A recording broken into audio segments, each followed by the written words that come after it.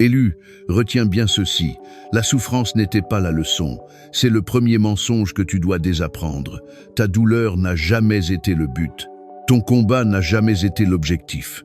C'était une salle d'attente, une chambre dure, inconfortable, mal éclairée où tu étais retenu pendant que ta vraie vie, celle pour laquelle tu es véritablement destiné, était en préparation.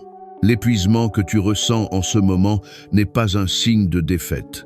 C'est le tintement d'une cloche, une notification que ta table est prête. La mission a changé. Ton service dans les tranchées du manque et des limitations est officiellement terminé. Félicitations, toi l'élu. Ta nouvelle mission est de vivre dans un luxe absolu. Aime cette vidéo pour ancrer l'énergie de ce décret divin dans ta réalité.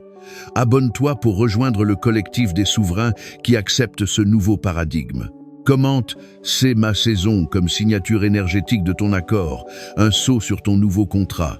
Repasse cette transmission en fond pour saturer ton esprit de cette vérité, recalibrant ton subconscient d'une fréquence de survie à une fréquence de prospérité opulente.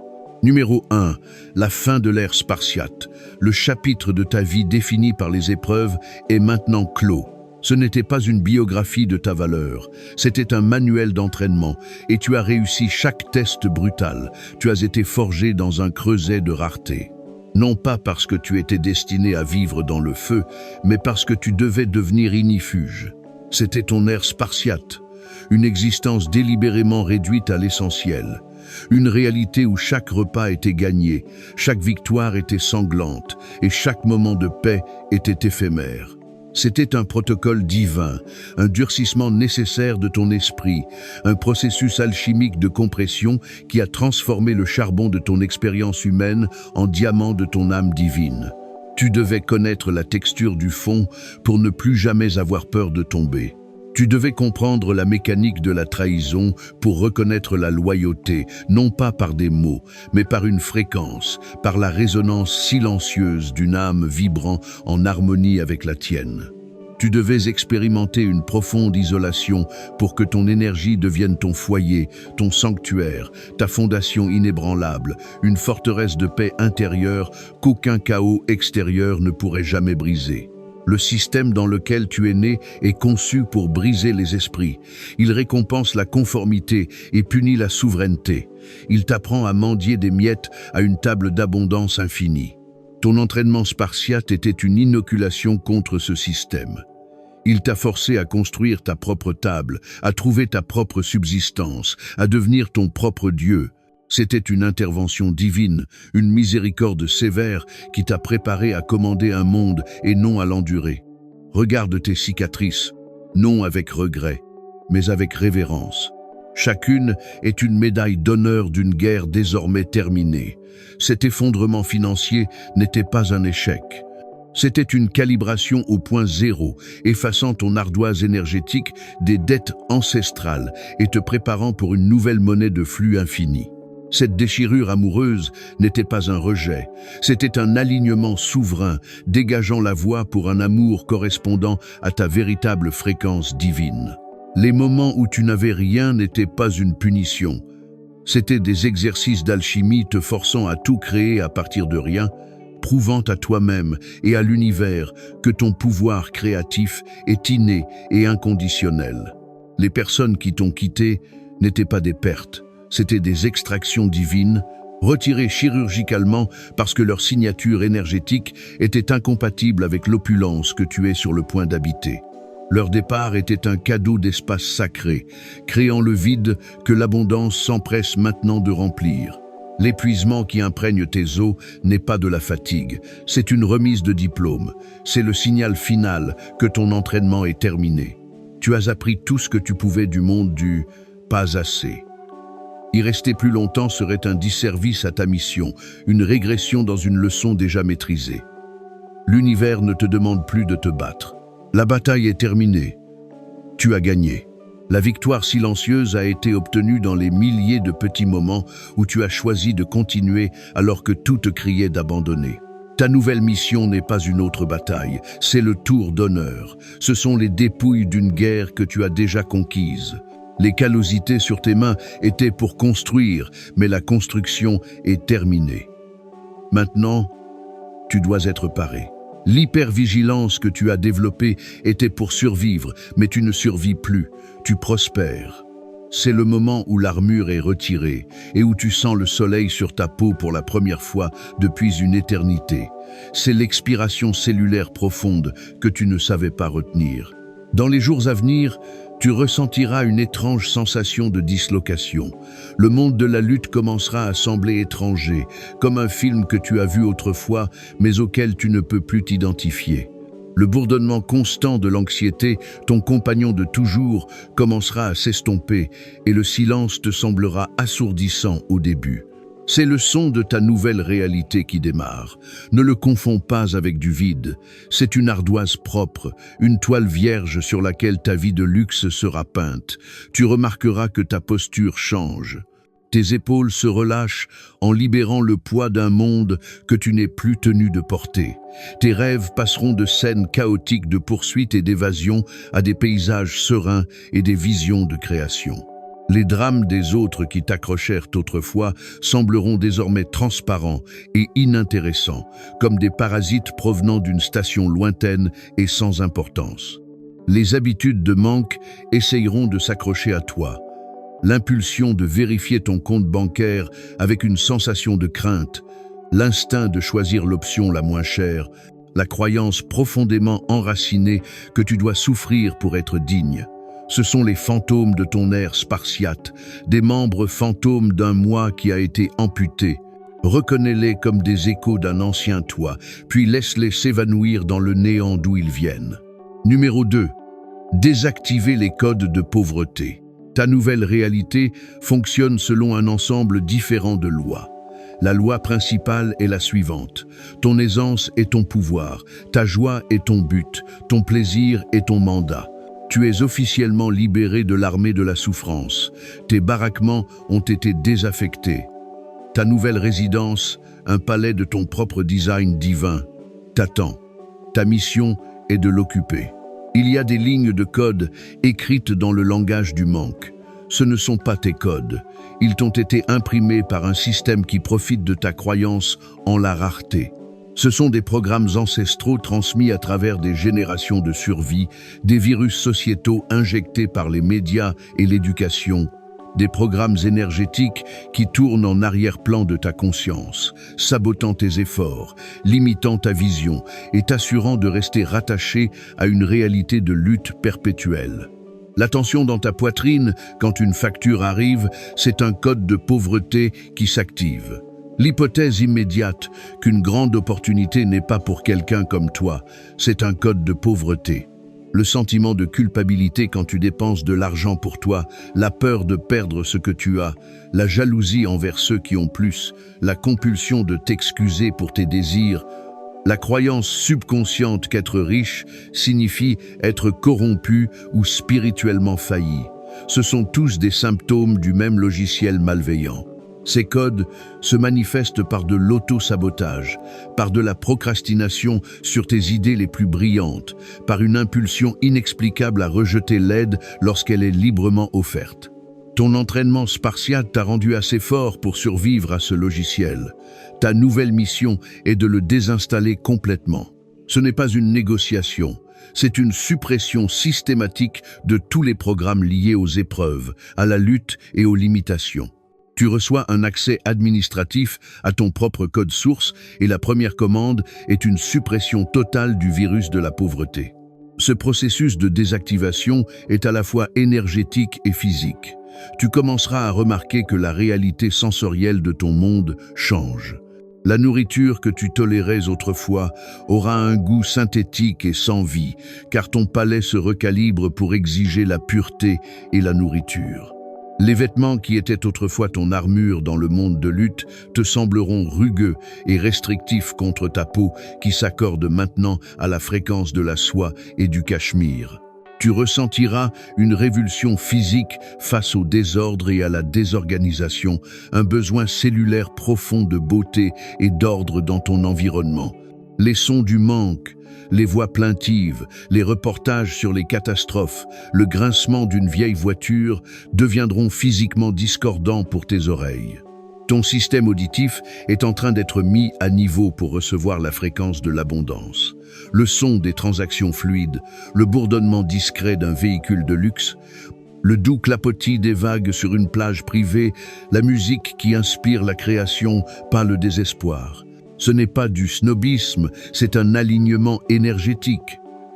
Tu ne peux pas accueillir la fréquence de la richesse dans un réceptacle encombré des artefacts de la pauvreté. La désactivation exige que tu deviennes un créateur impitoyable de ta propre réalité. Tu commenceras à ressentir une chaleur dans ton plexus solaire, le siège de ton pouvoir, alors que les codes de la valeur personnelle écrasent les codes de l'inadéquation. Tes mains pourraient picoter d'une nouvelle énergie car elles se recalibrent, passant d'outils de dur labeur à des instruments de réception. À mesure que ces codes sont supprimés, tu pourrais ressentir ce qui ressemble à un sevrage. Des moments de panique où l'ancienne peur de ne pas avoir assez revient en force. Ce sont les derniers cris numériques d'un virus mourant, désespéré pour que tu cliques sur son attachement malveillant de peur.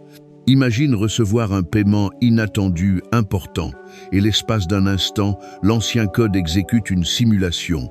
C'est une erreur bancaire. Ils vont le reprendre avec des frais. N'y touche pas. C'est le virus qui tente de se protéger. Tu dois reconnaître cela pour ce que c'est, un écho, un fantôme dans la machine. Quand cela arrive, tu ne dois pas le combattre.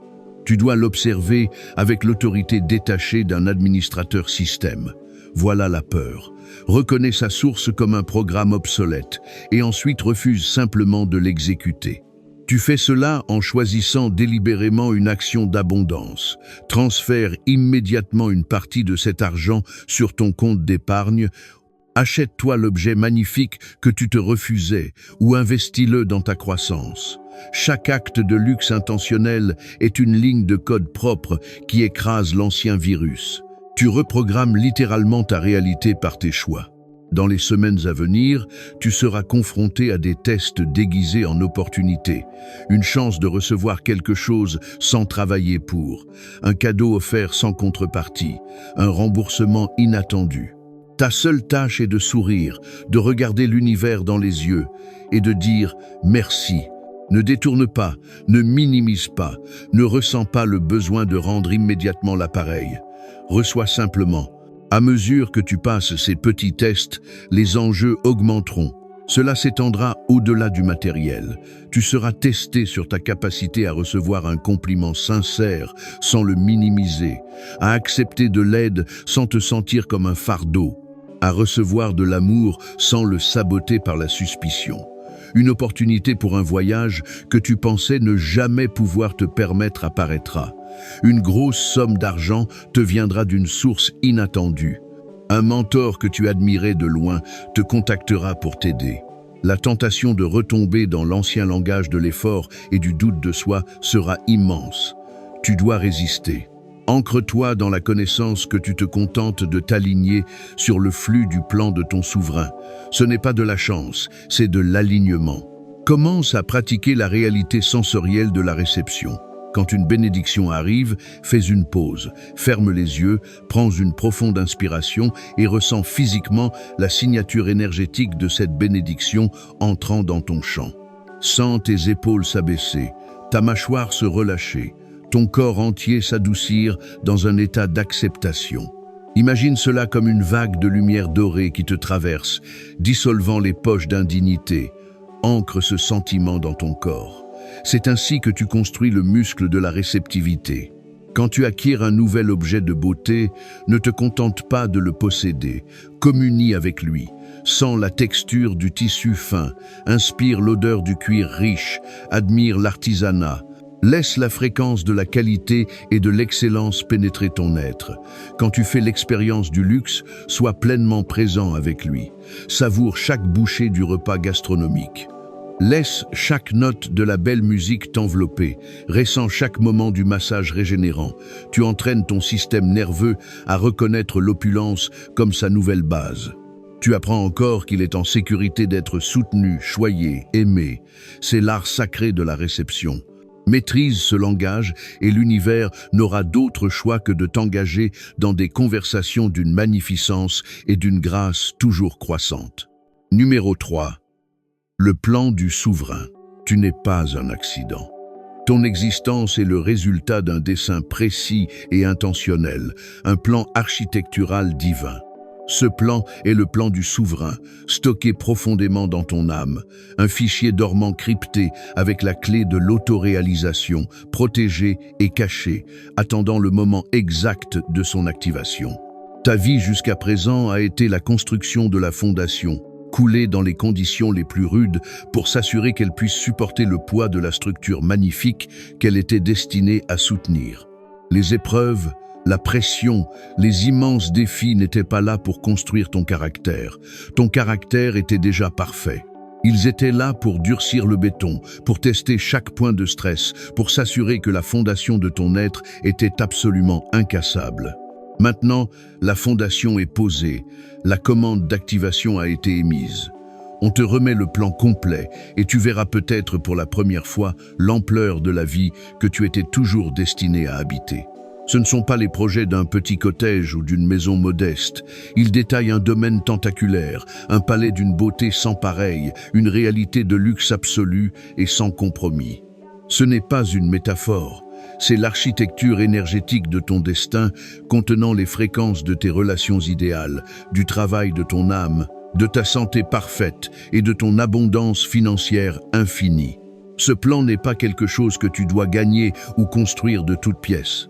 L'univers ne te tend pas un marteau et un tas de bois. C'était l'ancien paradigme, celui du travailleur. Ta nouvelle mission est celle du souverain, du résident. Le domaine est déjà construit dans les royaumes éthériques, les pièces sont entièrement meublées, les jardins sont parfaitement entretenus, les comptes sont financés à l'infini. Ton travail n'est pas de le construire, mais d'y consentir, d'accepter que cette grandeur est ton droit de naissance, de franchir les portes et de réclamer ta résidence. L'incrédulité que tu pourrais ressentir est la dernière serrure sur la porte. La voix qui murmure « c'est trop ». Je n'en suis pas digne, ça ne peut pas être aussi facile, est l'écho du gardien de prison de ton ancienne réalité. Tu dois voir cette voix pour ce qu'elle est, un programme de confinement conçu pour te maintenir dans la petite cellule étroite de la limitation. C'est l'addiction à ce qui est familier, le confort étrange trouvé même dans une misère connue. Libérer cette addiction est un acte ultime de courage. Le plan du souverain ne peut pas être entièrement téléchargé dans une conscience qui croit en sa propre petitesse. Par conséquent, ta tâche principale est d'élargir ta capacité à tenir cette vision. Tu dois commencer à te familiariser avec la disposition de ton domaine divin. C'est un exercice pratique, pas fantaisiste. Médite sur les détails. À quoi ressemble le grand hall d'entrée? Imagine l'odeur des fleurs fraîches qui l'emplit toujours. Quelles œuvres d'art sont accrochées au mur? Vois les peintures spécifiques, les sculptures spécifiques. Sens le poids des clés en or massif dans ta main. Sens les sols en marbre polis et frais sous tes pieds nus. Inspire l'air qui n'est pas seulement propre, mais vivant de l'énergie de la création et de la paix. Imagine la vue depuis la fenêtre de ta chambre. Est-ce un océan, une chaîne de montagnes, un paysage urbain vibrant? Entends les sons associés à cette vue. Promène-toi dans les jardins, dans ton esprit. Sens le soleil sur ta peau. Sens l'odeur des roses et du jasmin. Goûte la nourriture préparée par ton chef privé. Ressens la sensation de ton corps prise en charge par les meilleurs guérisseurs, entraîneurs et praticiens.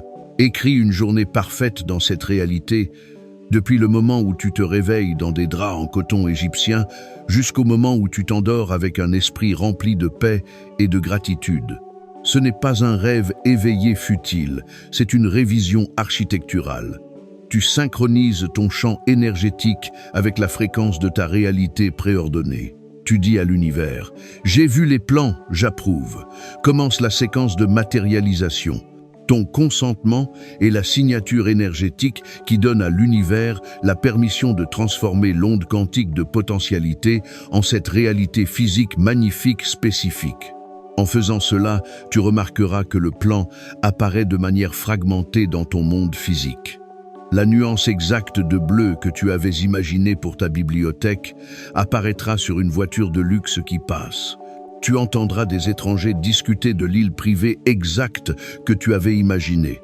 Ce ne sont pas des coïncidences, ce sont des miettes énergétiques, des confirmations que le téléchargement est en cours et que le monde physique se réorganise pour correspondre au plan que tu tiens dans ta conscience. Numéro 4. L'économie de l'aisance. On t'a appris à fonctionner dans une fausse économie, un système bâti sur le principe de la lutte. C'est l'économie de l'effort et du labeur, où la valeur est mesurée par l'épuisement et le succès est proportionnel au sacrifice. C'est un système qui vénère le burn-out et voit le repos comme une faiblesse. Tout ce système est un mensonge. C'est un mécanisme alambiqué et inefficace conçu pour récolter ton énergie vitale et te distraire de ton véritable pouvoir. Ta nouvelle mission exige que tu te déconnectes de ce système frauduleux et que tu te branches sur l'économie divine, l'économie de l'aisance. Dans cette économie, la monnaie n'est pas l'effort, c'est l'alignement. La richesse ne coule pas vers ceux qui travaillent le plus dur. Elle coule vers ceux qui sont les plus réceptifs, les plus joyeux et les plus authentiques. La lutte est un signal de résistance, un feu rouge sur ton tableau de bord spirituel indiquant que tu vas à contre-courant de ton propre destin.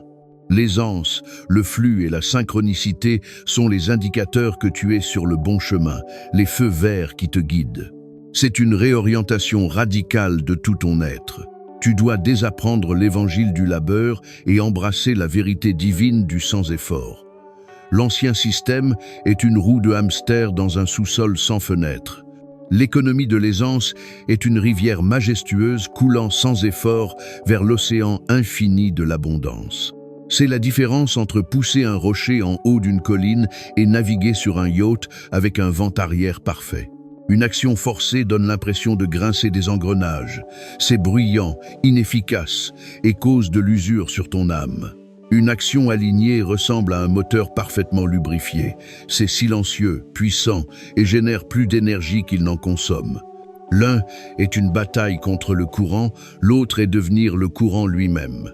Considère le lys, il ne peine ni ne file, et pourtant il est paré d'une splendeur qui surpasse tous les rois de la terre. La seule tâche du lys est d'être un lys.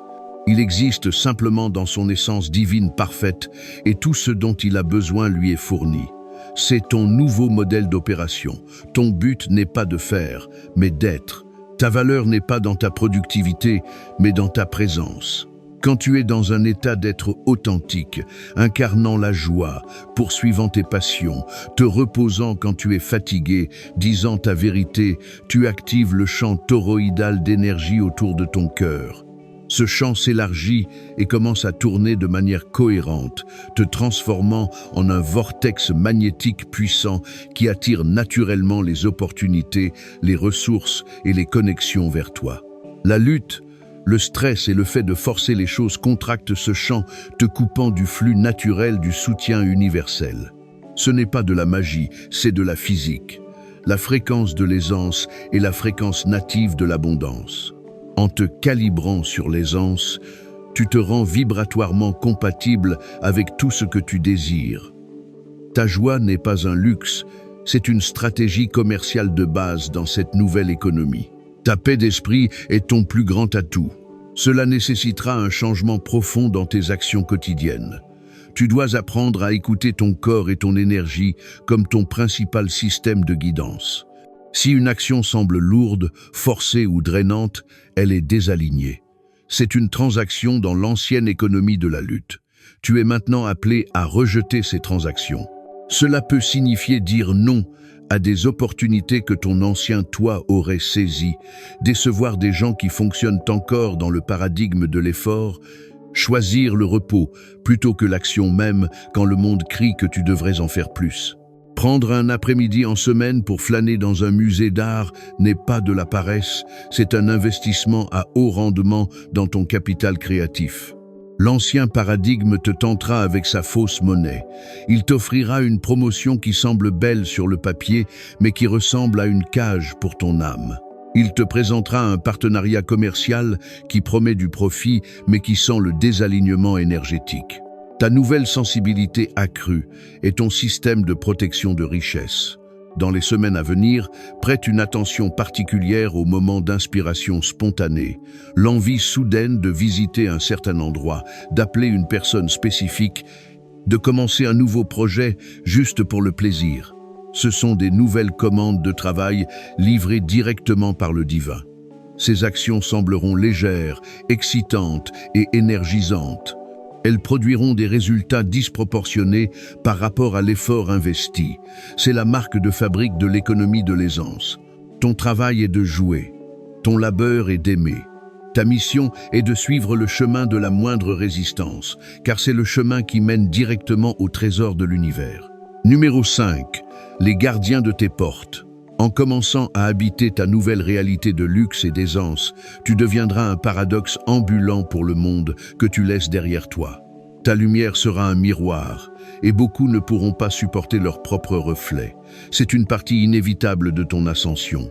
Les gens de ton passé, encore piégés dans l'économie de la lutte et la programmation du manque, deviendront sans le savoir les gardiens de tes anciennes portes. Leur incrédulité, leur envie, leurs critiques, leurs préoccupations ne sont pas des attaques personnelles. Ce sont des barrières de fréquence conçues pour tester ta détermination et voir si tu peux être ramené dans l'ancien paradigme. Tu dois comprendre leur rôle avec compassion, mais aussi avec un détachement inébranlable. Ils ne sont pas tes ennemis, ils remplissent simplement une fonction. Ce sont les derniers boss du niveau que tu es sur le point de compléter. Plus encore, ils sont des manifestations extérieures de tes propres doutes internes. Le critique qui remet en question ton nouveau projet donne voix à ta propre peur résiduelle de l'échec. L'ami qui fait une remarque jalouse reflète ta dernière trace de culpabilité d'avoir plus.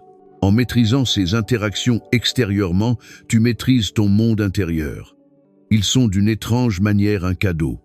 Ils sont le frottement final qui polite ton moi souverain jusqu'à un éclat brillant. Reconnais que ces gardiens extérieurs n'ont de pouvoir que par leurs homologues internes. Le critique intérieur qui est d'accord avec l'ami jaloux est le véritable gardien que tu dois congédier. Fais taire cette voix intérieure du doute avec l'autorité de ta volonté souveraine et les voix extérieures perdront leur cible résonante, s'estompant en un bruit incompréhensible. Quand tu annonces une bénédiction, ils demanderont « Mais comment ?» cherchant la lutte qu'ils croient devoir y être attachés. Quand tu parles de ton succès sans effort, ils sèmeront des graines de doute, attendant que l'autre chaussure tombe, car dans leur réalité, c'est toujours le cas. Quand tu incarnes la joie et la paix, ils pourraient t'accuser d'être naïf, déconnecté ou irresponsable. Ils font cela parce que ta réalité invalide la leur. Si tu peux vivre dans l'aisance et l'abondance, cela signifie que leur propre souffrance est un choix, et c'est une vérité trop terrifiante pour la plupart à affronter. Alors ils essaieront de te tirer en arrière, non par malice, mais par un besoin désespéré de valider leur propre choix de vie. Ta mission n'est pas de les convaincre, de les convertir ou de les combattre. Ta mission est de les bénir, de les libérer et de continuer à avancer à travers tes nouvelles portes. Imagine-toi entouré d'un bouclier d'amusement serein, un champ impénétrable de valeurs personnelles. Leurs mots chargés de la fréquence lourde du manque ne peuvent tout simplement pas pénétrer ce champ. Ils rebondissent, retournant à l'expéditeur. Ta nouvelle vie exige un nouveau cercle. Le collectif des souverains que tu rejoins fonctionne à une fréquence différente. Ici, la célébration est instantanée. Quand tu partages une bonne nouvelle, la réponse immédiate n'est pas la suspicion, mais l'amplification. Ton succès est vu comme une victoire pour le tout. Il n'y a pas de compétition, seulement de la création. Être en leur présence ressemble à rentrer chez soi. Les conversations portent sur les possibilités, pas les problèmes. L'énergie est amplifiée, pas drainée. Tu trouveras ces personnes sans effort à mesure que tu continues à t'aligner sur le plan de ton souverain. Ils apparaîtront comme sortis de nulle part, mais en vérité, ils étaient toujours là, t'attendant de l'autre côté de la porte. Le test principal dans cette phase est ta souveraineté émotionnelle. Peux-tu maintenir ta fréquence de joie, même entourée de misère? Peux-tu conserver ta croyance en l'aisance quand d'autres prêchent l'évangile du travail acharné? Peux-tu recevoir tes bénédictions sans culpabilité même quand ceux autour de toi sont plongés dans le manque? Chaque fois que tu choisis ta nouvelle réalité plutôt que l'ancienne, tu renforces ton propre champ énergétique et tu avances plus loin dans le domaine de ton destin. N'argumente pas, ne justifie pas. Ta vie elle-même est la seule déclaration qui doit être faite. Laisse ta paix être ta preuve. Laisse ta richesse être ton témoin. Les gardiens s'estomperont éventuellement de ta vue, non pas parce que tu les as repoussés, mais parce que tu auras simplement vibré hors de leur portée de perception. Numéro 6. Le langage de la réception. Pendant des années, ton langage principal a été celui de l'effort. Tu as appris à demander, à supplier, à négocier, à te battre pour ce dont tu avais besoin. Tu as maîtrisé l'art de l'agitation. Ces dialectes te sont familiers. Surexpliquer ta valeur, justifier tes désirs, troquer ton temps pour survivre et t'excuser subtilement d'occuper de l'espace. Maintenant, tu dois devenir fluent dans une nouvelle langue, le langage de la réception. C'est un langage passif, féminin, magnétique. Il ne s'exprime pas par l'action, mais par l'acceptation. C'est l'acte simple, profond et souvent terrifiant d'ouvrir tes mains et de laisser l'univers les remplir. Ce langage n'a qu'une phrase centrale. Merci. Pas « merci mais je ne le mérite pas ». Pas « merci mais que dois-je faire pour rembourser cela ».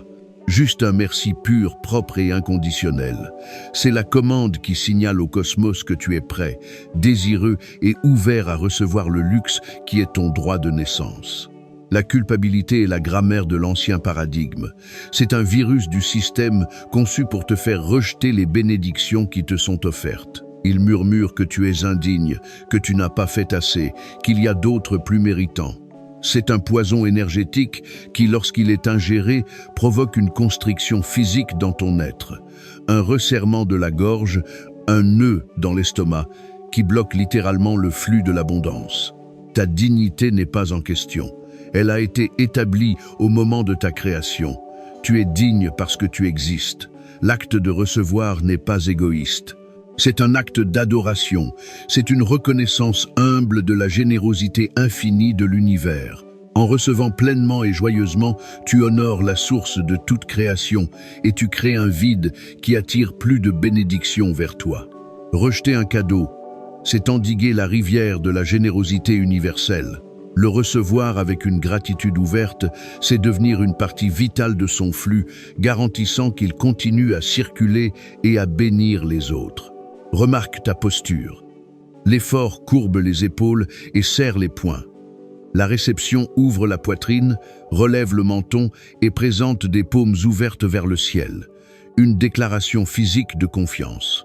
Dans les jours à venir, l'univers testera ta maîtrise de cette nouvelle langue. Les tests commenceront petits. Un étranger t'offrira un café, tu trouveras un billet de 20 € dans la rue, un ami t'offrira un cadeau sans raison. Ta seule tâche est de sourire, de regarder l'univers dans les yeux et de dire « merci ». Ne détourne pas, ne minimise pas, ne ressens pas le besoin de rendre immédiatement l'appareil. Reçois simplement. À mesure que tu passes ces petits tests, les enjeux augmenteront. Tu seras testé sur ta capacité à recevoir un compliment sincère sans le minimiser, à accepter de l'aide sans te sentir comme un fardeau, à recevoir de l'amour sans le saboter par la suspicion. Une opportunité pour un voyage que tu pensais ne jamais pouvoir te permettre apparaîtra. Une grosse somme d'argent te viendra d'une source inattendue. Un mentor que tu admirais de loin te contactera pour t'aider.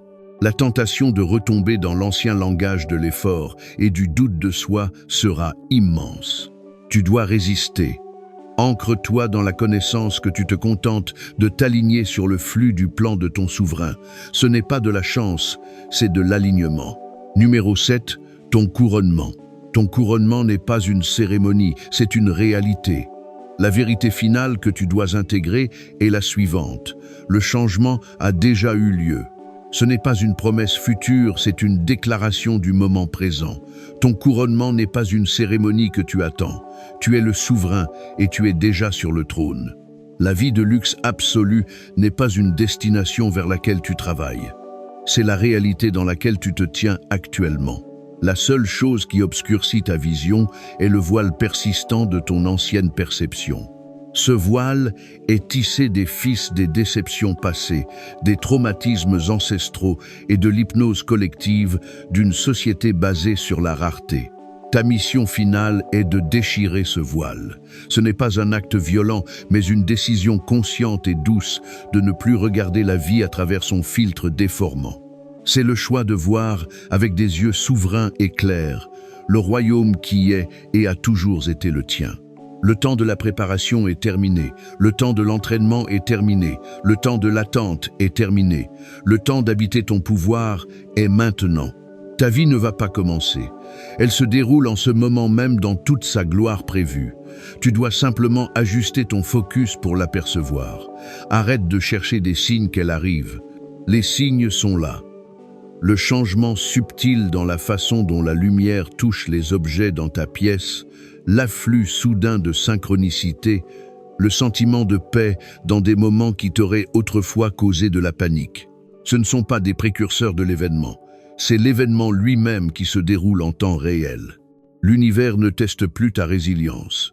Il teste maintenant ta capacité à la joie. Il mesure ta capacité à tenir d'immenses bénédictions sans fléchir.